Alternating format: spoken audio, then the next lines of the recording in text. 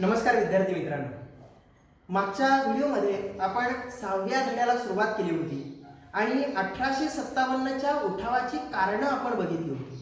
आता आपण ॲक्च्युअल या उठावाला सुरुवात कशी झाली, या उठावाचं नेतृत्व वेगवेगळ्या भागामध्ये कुणी कुणी केलं आणि त्याचे परिणाम काय, ह्या गोष्टी टप्प्याटप्प्यानं पुढे बघत जाणार.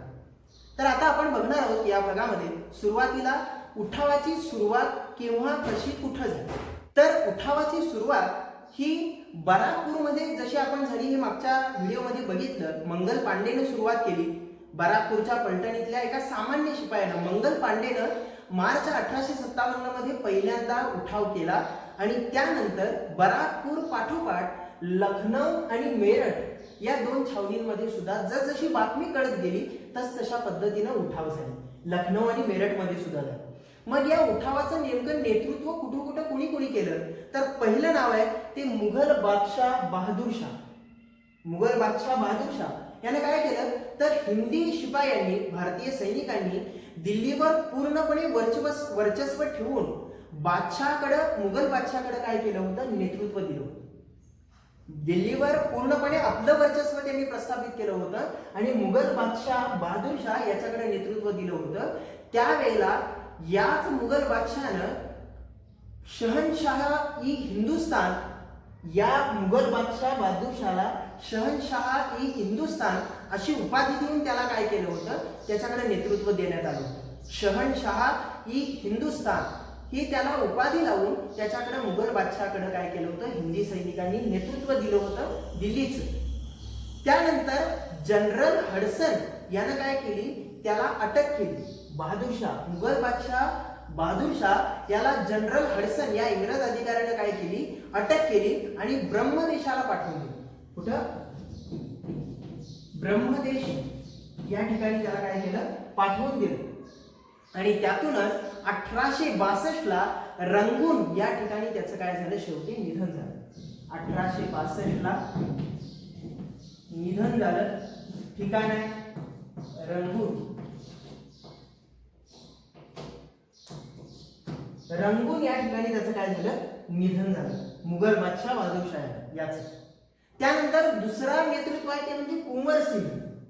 यानं काय केलं, अतिशय ज्येष्ठ व्यक्ती होती ही, जवळजवळ 80च्या आसपास ज्यांचं वय होतं असा हा जमीनदार होता कुंवर सिंह. यानं काय केलं, पश्चिम बिहार मधील जमीनदार हा असणारा हा कुंवर सिंह यानं स्थानिकांचा उठाव केला. स्थानिक लोकांना घेऊन त्यांच्या माध्यमातून त्यांनी काय केला, या कुंवर सिंहनं पश्चिम बिहारमध्ये उठाव केलेला आपल्याला दिसून येतो. पुढचं नेतृत्व आहे ते म्हणजे नानासाहेब पेशवे. नानासाहेब पेशवे यांनी काय केलं, कानपूर येथल्या उठावाचं नेतृत्व केलं. कुंवर सिंहनं पश्चिम बिहार इथं स्थानिकांचा उठाव होता. नंतर नानासाहेब पेशवे यांनी कानपूर मधल्या उठावाचं नेतृत्व केलं.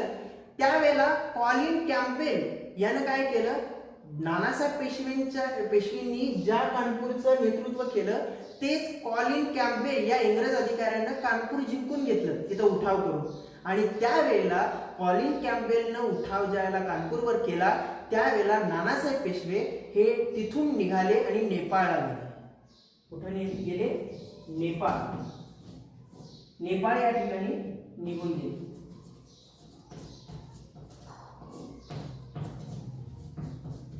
कॉलिन कॅम्पेल यानं काय केला, हा उठाव केला कानपूरवर, कानपूर जिंकलं आणि त्यावेळेला नानासाहेब पेशवे हे कानपूर मधून नेपाळला त्यांनी प्रस्थान केलं, नेपाळला गेले.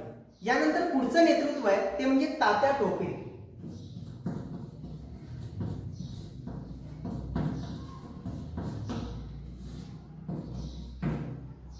तात्या टोपे यांनी कानपूर ताब्यात ठेवण्यात येणं अपयश ज्या वेळेला नानासाहेब पेशवेंना आलं त्यावेळेला कॅम्पेलने ज्यावेळेला पराभव केला, मग झाशीच्या राणीच्या मदतीला तात्या टोपे आणि नानासाहेब पेशवे गेले. आणि त्यावेळेला सर ह्युरोज यानं काय केला, झाशी या ठिकाणी यांचा काय केला, पराभव केला. आणि त्यातूनच शेवटी विश्वासघात, ज्याला बघा म्हणतो आपण की हा उठाव 1857चा एका वेगळ्या पद्धतीनं महत्वाकांक्षेनं भारतीय लोक लढत होते. ज्यांनी ज्यांनी नेतृत्व घेतलं होतं त्यांनी आपापल्या ठिकाणी एका महत्वाकांक्षेनं आणि इंग्रजांच्या प्रती असणाऱ्या असंतोषामुळं, चिडीमुळं त्यांनी आपल्या ठिकाणी अतिशय निकराचा उठाव केला, विरोध केला, लढा दिला, उठाव केला. पण या ठिकाणी मात्र तात्या टोपेंना एका विश्वासघाताला बळी पडावं लागलं.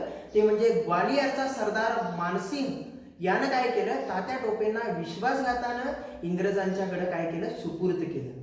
याच्यामध्ये आपल्याला म्हणतो ना आपण की एखाद्या जवळच्यानंच खंजीर खुपसावा आपल्या पोटामध्ये, तशी ही घटना आपल्या भारताच्या इतिहासामध्ये दिसून येते.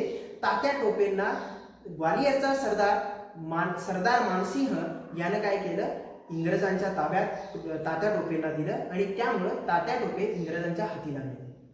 पुढचं नेतृत्व आहे ते म्हणजे राणी लक्ष्मीबाई.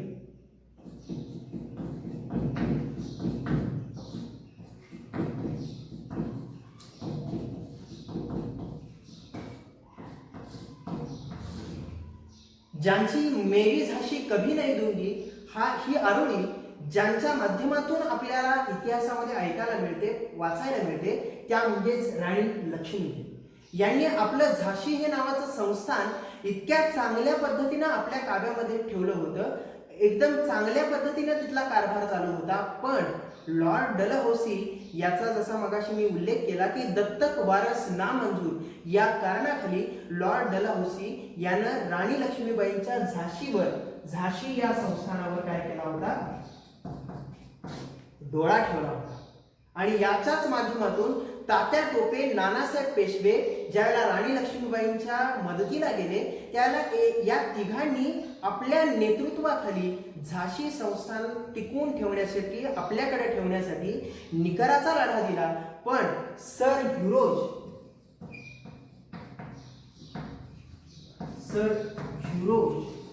या इंग्रज अधिकाऱ्यानं झाशी हे संस्थान शेवटी आपल्या ताब्यात घेतलं. तिथं त्यांनी या तिघांचाही सर ह्युरोजनं पराभव केला आणि कालपीच्या लढाईत रणांगणावरच झाशीची राणी लक्ष्मीबाई म्हणून ज्यांना आपण ओळखतो त्या राणी लक्ष्मीबाईंना वीरमरण आलं.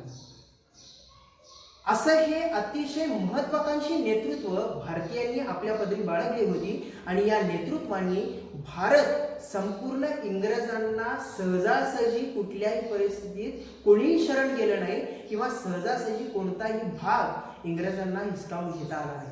प्रत्येकाने निकराचा लढा दिला, प्रत्येकाने आपलं संस्थान आपल्या ताब्यात ठेवण्यासाठी प्रयत्न केला. पण एकूणच ताकदीचा विचार केला, सैन्यबळाचा विचार केला तर इंग्रज हे भारतीयांपेक्षा प्रत्येक ठिकाणी सरस ठरले आणि त्या ठिकाणी इंग्रजांनी त्या नेतृत्वाचा पराभव केलेला आपल्याला दिसून येतो.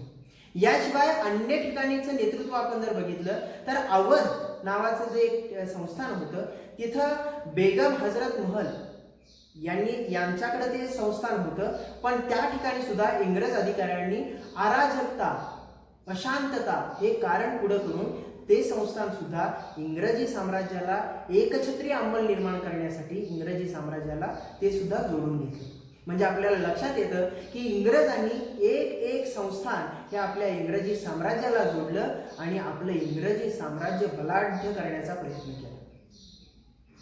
असं हे एकत्रित 1857चा उठाव झाला. या उठावाचे परिणाम काय झाले एकत्रित आपल्याला यातून लक्षात येतं की एक तर सगळे भारतीय एकत्र लढले नाहीत, त्यामुळे त्यांना अपयश स्वीकारावं लागलं. एकत्रित नेतृत्वाचा अभाव काही ठिकाणी आपल्याला दिसून येतो 1857च्या भारतीयांच्या उठावामध्ये, त्यामुळे आपल्याला अपयश आलेलं आपल्याला दिसून येतं. पाठ्यपुस्तकामध्ये ही डिटेल कारणं दिलेली नाहीये की कशामुळे आपल्याला अपयश आलं, पण तरी सुद्धा मला जादा करून आपल्याला सांगावंसं वाटतं की एका वेळेला ठरलेल्या वेळी हा उठाव भारतामध्ये झाला नाही, हे पहिलं कारण. दुसरं म्हणजे नेतृत्वाचा अभाव काही ठिकाणी आपल्याला या भारतीय उठावामध्ये दिसून येतो. शिवाय एकूणच सैन्य बळामध्ये इंग्रज हे काय होते, प्रबळ ठरले, भारतीय थोडे कमी ठरले. शिवाय इंग्रजांकडे प्रभावी अधिकारी होते आणि ते काय होते, त्यांच्या योजना ह्या सक्षम होत्या आणि प्लॅनिंग जे आपण म्हणतो नियोजनाचा अभाव हा भारतीयांमध्ये दिसून येतो. इंग्रजांमध्ये अगदी महत्वाकांक्षी अधिकारी होते आणि त्यांच्याकडून घडलेलं नियोजन सुद्धा तितकंच प्रभावी होतं. या आणि अनेक कारणांमुळे काही ठिकाणी काही लोकांनी बघ्याची भूमिका घेतली. हिंदुस्थानामध्ये काही संस्थानिकांनी बघ्याची भूमिका घेतली, कारण त्यांना इंग्रजांच्या ते वळचणीला गेले होते.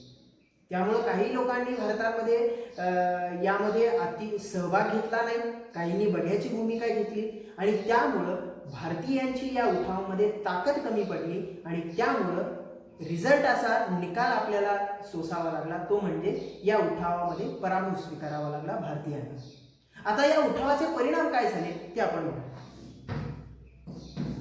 परिणाम काय झाले तर भारतीयांना पराभव स्वीकारावा लागला. त्यावेळेला एक चांगला परिणाम आपल्याला यातून दिसून येतो, तो म्हणजे भारतीय जनतेमध्ये किंवा भारतीय लोकांच्या मध्ये राष्ट्रीय भावनेचा उदय झाला. महत्वाचं कारण परिणाम आहे.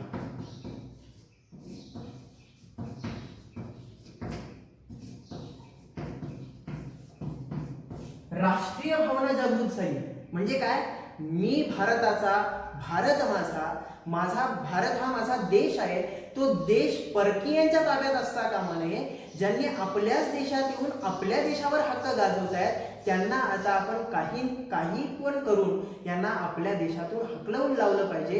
ही एक राष्ट्रप्रेमाची, राष्ट्रभक्तीची जी भावना आहे तीच म्हणजे राष्ट्रीय भावना ही काय झाली भारतीयांच्या मध्ये अतिशय चांगल्या पद्धतीनं किंवा आणखी तीव्रतेनं काय झाली, जागृत झाली.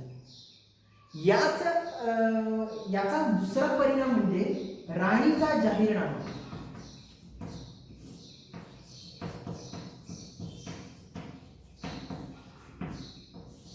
राणीचा जाहीरनामा म्हणजे काय तर राणी व्हिक्टोरिया हिनं काय केलं, 1857च्या युद्धामध्ये भारतीयांना पराभव स्वीकारावा लागल्यानंतर आणखी मोठ्या द्वेषानं भारतीय लोक पेटून उठू नये याच्यासाठी त्यांना काहीतरी दिल्यासारखं केलं पाहिजे. याच्यासाठी राणी व्हिक्टोरिया हिनं 1858 मध्ये हा जाहीरनामा काय केला, प्रसिद्ध केला.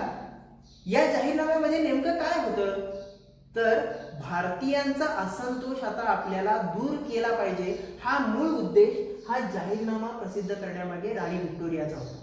या जाहीरनाम्यामध्ये काय होतं तर ज्या गोष्टी आतापर्यंत आपण कारणे आणि उठावामध्ये बघत आलो त्याच होत्या. की पहिली गोष्ट होती वंश, धर्म, जात आणि जन्मस्थान याच्यावरून कोणत्याही परिस्थितीत भारतीयांमध्ये भेदभाव केला जाणार नाही किंवा इंग्रज सरकार भेदभाव करणार नाही. कोणत्या गोष्टी, वंश, धर्म, जात आणि जन्मस्थान या कोणत्याही कारणावरून भारतीयांमध्ये भेदभाव केला जाणार नाही. नोकऱ्या ज्यामध्ये सैनिकांना पक्षपातीपणा केला जात होता, इंग्रजांना चांगल्या नोकऱ्या, भारतीयांना कनिष्ठ प्रतीच्या नोकऱ्या दिल्या जात होत्या, तर या नोकऱ्या सगळ्यांना भारतीयांना गुणवत्तेनुसार दिल्या जातील हा एक महत्वाचा निकष या राणीच्या जाहीरनाम्यामध्ये त्यांनी काय केला, प्रसिद्ध केला. तिसरं होतं ते म्हणजे धार्मिक बाबतीत ब्रिटिश सरकार हस्तक्षेप करणार नाही. जो धर्म बुडवेपणा इंग्रज सरकार करते अशी जी भारतीयांच्या मनात एक महत्वाची गोष्ट इंग्रजांच्या प्रती राहिली होती, त्यामुळं आणखी त्यांच्या मनात द्वेष येऊ नये म्हणून इंग्रज सरकारनं, राणी व्हिक्टोरियानं काय केलं, धार्मिक बाबतीत इंग्रज सरकार, ब्रिटिश सरकार भारतीयांच्या मध्ये हस्तक्षेप करणार नाही ही गोष्ट एक सांगितली. पुढं जी संस्थानं अनेक कारणं पुढे दाखवून खालसा केली होती उठावाच्या दरम्यान, त्या संस्थानिकांशी केलेले करार यांचं पालन केलं जाईल आणि याच्या पुढं कोणत्याही संस्थानिकांचं संस्थान खालसा केलं जाणार नाही असं सुद्धा या जाहीरनाम्यामध्ये काय केलं होतं, प्रसिद्ध करण्यात आलं होतं. आता ही एकूणच ही जाहीरनाम्यातली कारणं आपल्याला हे निकष बघितल्यानंतर आपल्याला वाटेल की किती चांगला जाहीरनामा होता, पण आपल्याला हा फक्त देखावा होता हे विसरून चालणार नाही. काहीतरी चांगलं दिल्यासारखं केल्याशिवाय भारतीय लोक आपल्या बाबतीत शांत बसणार नाहीत. म्हणून एक काहीतरी दाखवायचं म्हणून हा एक चांगला मार्ग दाखवल्यासारखं करायचं, काहीतरी दिल्यासारखं करायचं म्हणून हा राणीचा जाहीरनामा केला होता. बाकी यातून इंग्रजांना भारतीयांना चांगल्या कोणत्याही गोष्टी द्यायच्या नव्हत्या आणि त्या दिल्या गेल्याही नाही. जाहीरनाम्यामध्ये जशा नमूद केल्या होत्या तशा दिल्या गेल्या नाहीत. यातूनच पुढं थोडं थोडं भारतीयांना याची समज यायला लागली, कळायला लागलं की आपल्या उरावर कायमस्वरूपी हे इंग्रज लोक बसलेले आहेत, यांना कायमस्वरूपी इथून हाकलून लावलं पाहिजे. आणि म्हणूनच भारतीयांच्या मध्ये राष्ट्रीय भावनेचा उदय हा मोठ्या प्रमाणावर होऊ लागला. ब्रिटिशांच्या विरोधात, या सगळ्यातून लक्षात आल्यानंतर ब्रिटिशांच्या विरोधात नवा मार्ग शोधण्याची आपल्याला गरज आहे, ही त्यांना काय भासू लागली, गरज भासू लागली. आणि पुढे भारतीयांची एकजूट होऊ नये, एकीकडे भारतीय लोक इंग्रजांना उलथवून लावण्यासाठी प्रयत्न करत होते, एकत्र येत होते, आणि दुसरीकडं पुढे भारतीयांची एकजूट पुन्हा होऊ नये आणि 1857 सारखं एकजूट भारतीयांची पुन्हा कधीही उद्भवू नये, याच्यासाठी इंग्रजांनी फोडा व राज्य करा या नव्या नीतीचा त्यांनी अवलंब केला. काय नीती होती? फोडा आणि राज्य करा. हे आपल्याला ऑब्जेक्टिव्ह साठी लक्षात ठेवणं गरजेचं आहे. ही नीती नव्याने इंग्रज सरकारनं अवलंबली आणि पुन्हा एकदा इंग्रज सरकारनं भारतीयांच्यावर आर्थिक, धार्मिक, राजकीय आणि सामाजिक अशा सगळ्याच बाजूनं त्यांचं शोषण आणि पिळवणूक करायला सुरुवात केली. असा होता हा एकत्रित 1857चा उठाव. आपण यामध्ये सुरुवातीपासून मागच्या व्हिडिओपासून बघत आलेलो आहे की 1857च्या पूर्वी काय उठाव झाले, लढे झाले ते बघितले आपण. त्याच्यानंतर 1857च्या उठावाची पार्श्वभूमी काय होती, त्याच्यासाठी 1857चा उठाव होण्यासाठी कारणीभूत कोणती कारणं ठरली ती आपण बघितली. त्यानंतर 1857चं उठावाचं नेतृत्व कुणी कुणी केलं ते बघितलं. उठावाला केव्हा सुरुवात झाली ते सुद्धा बघितलं. 1857च्या उठावामध्ये अपयश का आलं याची कारणं मी जादा म्हणून तुम्हाला सांगितली, ती पुस्तकात सांगितलेली आहेत पण माहीत असावी त्याच्यासाठी मी सांगितली. त्याच्यानंतर 1857च्या उठावाचे परिणाम काय झाले हे सुद्धा आपण बघितले. आणि राणीचा जाहीरनामा एक महत्त्वाचा परिणाम म्हणून त्याच्यामध्ये काय काय सांगितलं आणि काय झालं हे आपण बघितलेलं आहे. एकत्रित शेवटी याच्या शेवटी आपल्याला एक लक्षात ठेवावं लागेल की भारतीयांच्या मनामध्ये चांगल्या पद्धतीनं, अधिक तीव्रतेनं राष्ट्रीय भावना जागृत झाली आणि त्यातून पुढचा काय झाला, प्रवास सुरू झाला. पुढची गोष्ट महत्त्वाची आहे ती म्हणजे भारतामध्ये राष्ट्रीय सभेची स्थापना व्हायला सुरुवात झाली होती. मग ही भारतीय राष्ट्रीय सभेच्या स्थापनेची बॅकग्राऊंड काय होती, पार्श्वभूमी काय होती हे आपण आता बघणार आहोत. तर राष्ट्रीय सभेच्या स्थापनेची पार्श्वभूमी नेमकी काय होती तरी आपल्याला बघावं लागेल. ही भारतातली पहिलीच व्यापक संघटना होती, हे आपल्याला पहिल्यांदा लक्षात ठेवावं लागेल.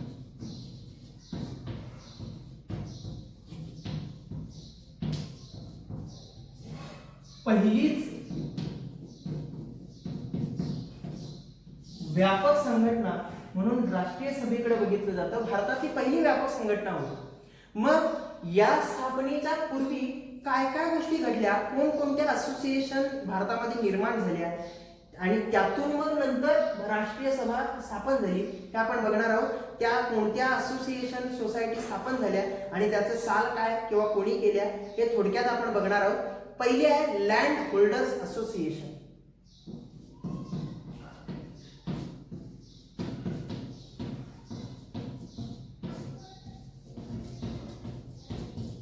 लँड होल्डर्स असोसिएशन ही असोसिएशन स्थापन झाली 1837 मध्ये.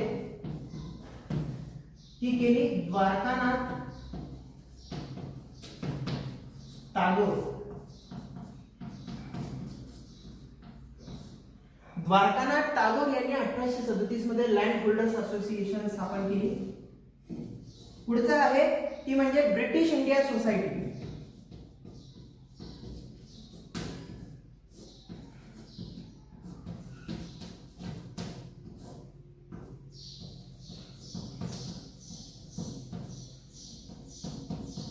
ब्रिटिश इंडिया सोसायटी ही स्थापन झाली 1839 ला.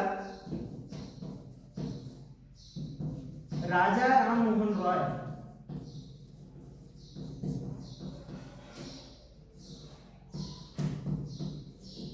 यांनी ही स्थापन केली 1839.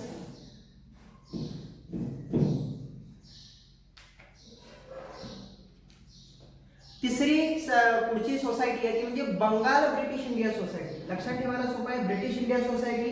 पुढची आहे बंगाल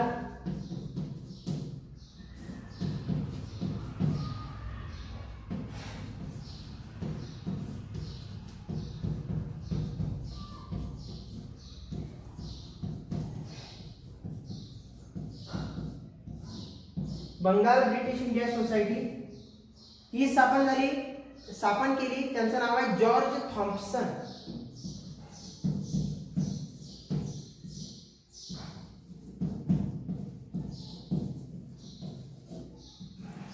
जॉर्ज थॉम्पसन यांनी ही स्थापना केली बंगाल ब्रिटिश इंडिया सोसायटीची. त्यानंतर पुढचा आहे ब्रिटिश इंडियन असोसिएशन.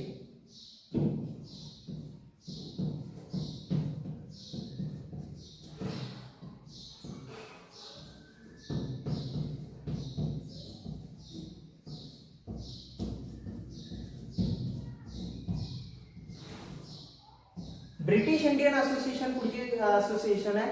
तिची स्थापना आहे 1851.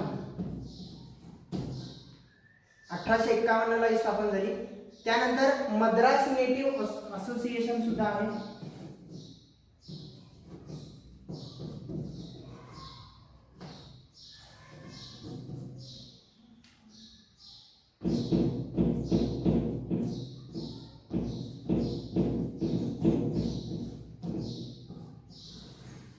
मद्रास नेटिव्ह असोसिएशन सुद्धा स्थापन झाली. त्यानंतर ईस्ट इंडिया असोसिएशन. लक्षात ठेवायला सोपे आहे. Madras native association, British Indian association. East India association 1866 ला स्थापन झाली.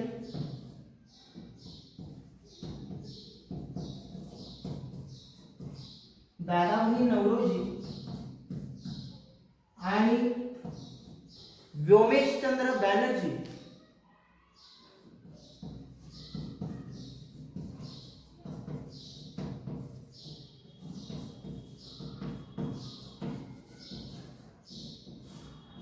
यांनी स्थापन केली east India association.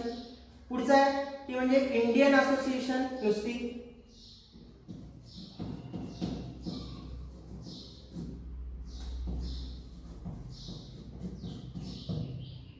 Indian association. पुढचे आहे मद्रास महाजन सभा.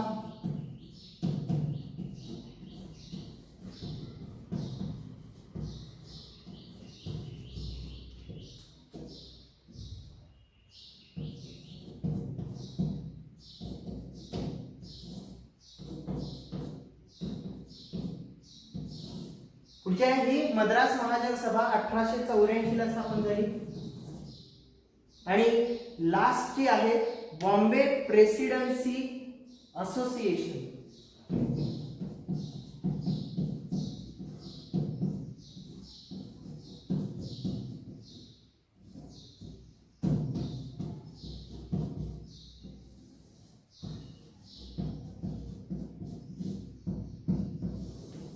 बॉम्बे प्रेसिडेन्सी असोसिएशन ही स्थापन झाली 1885 ला स्थापन झाली.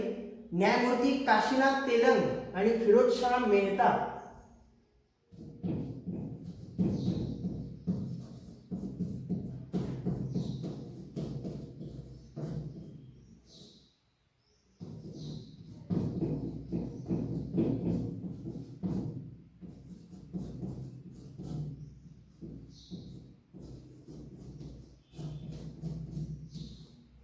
न्यायमूर्ती काशीनाथ तेलंग आणि फिरोजशाह मेहता यांनी ही स्थापन केली बॉम्बे प्रेसिडेन्सी असोसिएशन.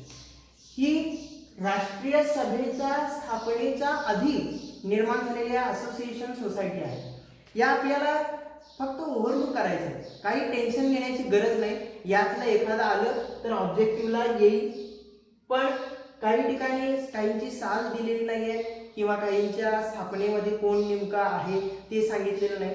पण आपल्याला एक असावं, एकत्रित आपल्याकडे लिस्टेड असावं. याच्यासाठी मी हे त्यातलं महत्त्वाच्या गोष्टी काढून तेवढ्याच तुम्हाला असोसिएशन सांगितलेले आहे.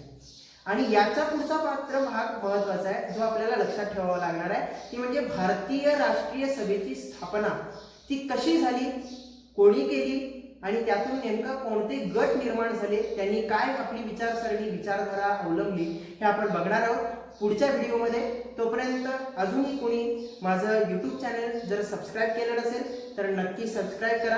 आपल्या मित्रमंडळींना सुद्धा सांगा आणि सबस्क्राईब मधल्या बेल आयकॉनला मात्र क्लिक करायला विसरू नका. म्हणजे माझे नवनवीन व्हिडिओ त्याचं नोटिफिकेशन आपल्याला प्रथम मिळत राहील.